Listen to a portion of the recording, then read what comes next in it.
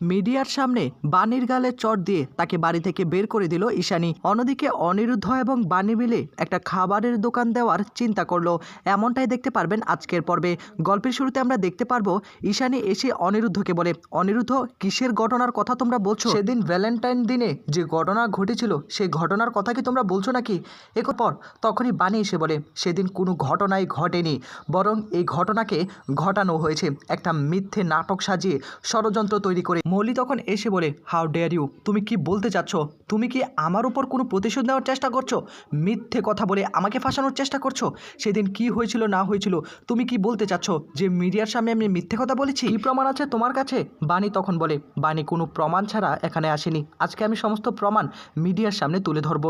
এই বলে তখন বাণী মোবাইল বের করে সে রেকর্ড করা ভিডিওটা দেখাতে শুরু করে, যেখানে স্পষ্ট সে গুন্ডারা মৌলির নাম বলে দিয়েছিল যে মৌলি ম্যাডাম এ সমস্ত কাজ করার জন্য আমাদেরকে সুপারিটা দিয়েছিল। আর এই ভিডিও দেখে রীতিমতো চমকে ওঠে সকলে, আর মৌলি তো ভীষণ রকম ভয় পেতে থাকে।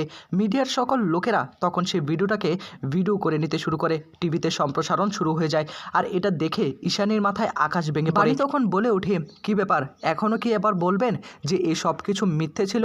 আমি প্রমাণ নিয়েই হাজির হয়েছি, সমস্ত প্রমাণ আমার কাছে রয়েছে। এদিকে তখনই মিডিয়ার লোকেরা প্রশ্ন করে অনিরুদ্ধকে, তা এখন আপনারা কি করবেন? আপনারা কি পুলিশ স্টেশনে গিয়ে এর বিরুদ্ধে মামলা করবেন?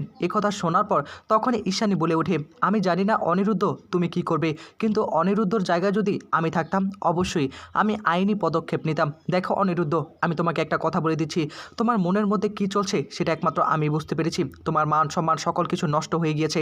তুমি চাইলে এক্ষুনি থানায় যেতে পারো, আমার মেয়ের নামে কমপ্লেন করতে পারো, তাতে আমার কিচ্ছু যায় আসে না, আমি তোমাকে পুরোপুরি সাপোর্ট করব। এদিকে মৌলি ভীষণ রকম কান্নায় ভেঙে পড়ে। মৌলি এখনও বিশ্বাস করতে পারছে না। সকলকে তখন বলে, এসব কিছু মিথ্যে, এটা নাটক, সাজানো একটা নাটক, ছয় করে একটা ভিডিও বানানোর চেষ্টা করেছে। মৌলি এসে তখন বাণীর সঙ্গে রাগারাগি শুরু করে দেয়, তুমি আমার সম্মান নষ্ট করার জন্য এখানে এসেছো? হয়তোবা তুমি টাকা পয়সা দিয়ে এই কথাগুলো বলিয়েছো, নয়তোবা এটা ফেক হতে পারে। কি প্রমাণ আছে? নয়নতারা এসে বলে, হ্যাঁ আমার দিদিভাই একদম ঠিক কথাই বলেছে, এখন তো এই আর যুগ, নানাভাবে ছয় করে ভিডিও বানানো যায়, হয়তোবা সেরকম কোনো ভিডিও হতে পারে। কি প্রমাণ আছে? প্রমাণ যদি থেকে থাকে তাহলে বলতে পারো, তাছাড়া আমরা এটা বিশ্বাস করব না। এদিকে অনিরুদ্ধ বলে ওঠে, এটা আপনারাই প্রমাণ করুন না, কোনটা অরিজিনাল ভিডিও কোনটা ফেক ভিডিও এটা খুব ভালো করে সকলেই বুঝতে পারছে। আর আমাদের কোনো দায় পড়েনি যে মৌলিকে আমরা শুধু ফাঁসিয়ে দেব। অনিরুদ্ধ মৌলির কাছে আসে, মৌলির কাছে এসে তাকে বোঝানোর চেষ্টা করে, মৌলি এরকম একটা কাজ করবে কখনো আমি কল্পনা করিনি। আমি ভেবেছিলাম হয়তোবা তুমি আমাকে সত্যি ভালোবাসো, কিন্তু এইসব জানার পর আমার মনে না তোমার জন্য বিন্দু পরিমাণে কোনো কিছু নেই। তাই আজকের পর থেকে আমাকে পাওয়ার আশা তুমি ছেড়ে দাও। এ কথাগুলো বলে তখন মৌলিকে সেখান থেকে অপমান করে দেয়। আর মৌলি ভীষণ রকম রেগে গিয়ে বলে, মিথ্যে, এসব কিছু মিথ্যে, আমাকে ফাঁসানো হচ্ছে, আমি বিশ্বাস করি না। তখনই আবার পিনাকি বলে ওঠে, দেখো অনিরুদ্ধ তুমি চাইলে এখনই থানায় যেতে পারো, আমিও কিন্তু ঈশানীর সঙ্গে একমত। মৌলি তখন তার মায়ের কাছে আসে, তার মায়ের কাছে সে বলে, বাণী তো তোমার কাছে সবচেয়ে প্রিয় মানুষ তাই না? তাই বাণী যেটা বলছে সেটাই তোমরা বিশ্বাস করে নিচ্ছ, কিন্তু বাণী যে এটা মিথ্যে কথা বলছে সেটা কি তোমরা বুঝতে পারছো না? আমি তোমার মেয়ে হয়ে তোমাকে বলছি মা, এসব কিছু মিথ্যে, আমাকে ফাঁসানো হচ্ছে। কথা শোনার পর ঈশানী আরও রেগে গিয়ে বলে, চুপ, একদম চুপ, আর কোনো কথা বলবে না তুমি। এই বলে তখন সকলের সামনে মৌলির গালে চড় দিয়ে দেয়। আর মৌলি ভীষণ রকম রেগে মনে মনে বলে, শেষ হাসিটা আমি হাসবো, আমাকে এভাবে অপমান করেছে, এটা আমি কোনোভাবেই মেনে নিতে পারবো না। আরেকটা কথা, আমি তো তোমার আসল মেয়ে না, তোমার আসল মেয়ে হলো, সেটা তুমি কোনোদিন জানতে পারবে না। পিনাকি ঈশানীর কাছে এসে তাকে বোঝানোর চেষ্টা করে, হয়েছে, সব কিছু ভুলে যাও। তখনই পিনাকি মিডিয়ার লোকদেরকে বলে, আপনারা প্লিজ এখন এখান থেকে আসতে পারেন, আমরা আমাদের পারিবারিকভাবে এই বিষয়টাকে মীমাংসা করে নেব। এদিকে মিডিয়ার লোকেরা সেখান থেকে চলে যায়। আর মৌলিকে তখন বাণী বলে ওঠে, মৌলি ম্যাডাম, আপনাকে একটা কথা বলে যাচ্ছি, শেষ পর্যায়ে এসে আপনাকে আমি ক্ষমা করে দিলাম, কিন্তু এরপর থেকে যদি কোনোভাবে মিস্টার চ্যাটার্জিকে কোনোভাবে অপমানিত করার চেষ্টা করেন, আমি কিন্তু থেমে থাকবো না। এদিকে রাস্তা দিয়ে অনিরুদ্ধ এবং বাণী হেঁটে যাচ্ছিল।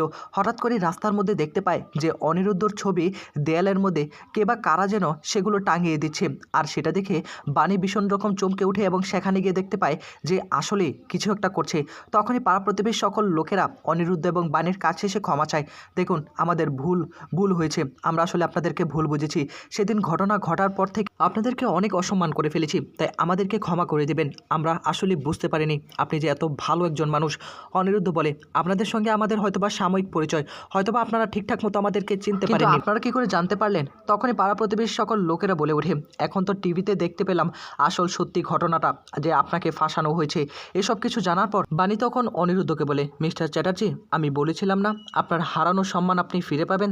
দেখলেন তো, আস্তে আস্তে সব কিছুই পরিষ্কার হয়ে গেল, আসল সত্যিটা সামনে আসলো, কে বা কারাই চক্রান্ত করেছে সবটাই সামনে আসলো। এখন আপনিও সকলের মাঝে আবার সম্মান ফিরে পেলেন। বাণী রান্নাঘরে রান্না করছিল, তখনই সেখানে আবার বিদ্যুতের মা এসে বলে, দেখ বাণী, আমি না বিয়ানের মুখের দিকে তাকাতে পারছি না। আসলে বিয়ান কোনোভাবেই এসব কিছু মেনে নিতে পারছে না, তার ছেলের সম্মান এভাবে নষ্ট হয়ে গেল, এটা কোনোভাবেই না মেনে নিতে পারছে না। আস্তে আস্তে হয়তোবা ঠিক হয়ে যাবে। কিছুক্ষণ পরেই বাড়িতে চলে আসে নকুলদা, আর তাদেরকে দেখে সকলে একসঙ্গে হয়ে তাদের দিকে তাকিয়ে থাকে। ভীষণ রকম খুশি হয়েছে সকলে, কিন্তু মানুষ তো আসলো, বাড়িতে খাবার দাবার কোনো কিছুই নেই। এটা নিয়ে ভীষণ রকম চিন্তার মধ্যে পড়ে যায় বাণী। আর তখনই বাণী বলতে শুরু করে, তোমরা বসো, আমি তোমাদের জন্য খাবার বেরিয়ে দিচ্ছি। রান্নাঘরে এসে আবার তখন বাণী রান্না করতে থাকে, আর তখনই বাণী বলে ওঠে, এতগুলো মানুষের খাবার এখন কি করে দিব? সামান্য খাবার তো আছে, এটা কি ভাগ করে দেওয়া যাবে? আর এই কথা আড়াল থেকে শুনে ফেলে তানিয়া শুনে বলে, আরে আমি সব শুনে ফেলেছি মামুনি, আমি সব শুনে ফেলেছি, আমাকে না আর বলতে হবে না, আমি সকলের সামনে বলে দিচ্ছি। তুমি তো বলেছিলে যদি থাকে সুজন, তেঁতুল পাতায় নজন। আচ্ছা, তেঁতুল পাতাটা কি বড় নাকি? আর এই কথা শোনার পর তখন একটু লজ্জার মধ্যে পড়ে যায় বাণী। সাথে তখন বলে, দেখলে তো ছোট্ট একটা মেয়ে কথাটা কত বড় বলে ফেলেছে। আচ্ছা, খাবার যাই থাকুক না কেন, আমরা মিলেমিশে সবটা খেয়ে নিব। সকলে মিলে একটা প্ল্যান সাজায় যে বাণী দুজনকে একটা ব্যবসা দিবে, সে ব্যবসাটা করে হয়তোবা তারা বড় কিছু করতে পারবে, কিন্তু হাতে টাকা পয়সা নেই, কী করবে? বাণী তখন সকলের মাঝে বলে ওঠে, আমার তো জমানো কিছু টাকা আছে, আর আমি সিদ্ধান্ত নিয়ে ফেলেছি আমরা একটা জল খাবারের একটা দোকান দিব, সেখান থেকে আস্তে আস্তে বড় কিছু করব। এখন আপাতত ছোট কিছু দিয়ে তো আমাদেরকে শুরু করতে হবে, তাই না? একথা শোনার পর তখনই সাথী বলে ওঠে, না না, এসব করার কি দরকার? আমার ছেলে কি ছোট্ট একটা বিজনেস করবে? এটা করার কোনো দরকার নেই। আর বড় বড় বিজনেস না করলে আমার ছেলের মান সম্মান সকল কিছু নষ্ট হয়ে যাবে। অনিরুদ্ধ তখন বাণীর দিকে তাকিয়ে বলে, তোমার টাকা মানে?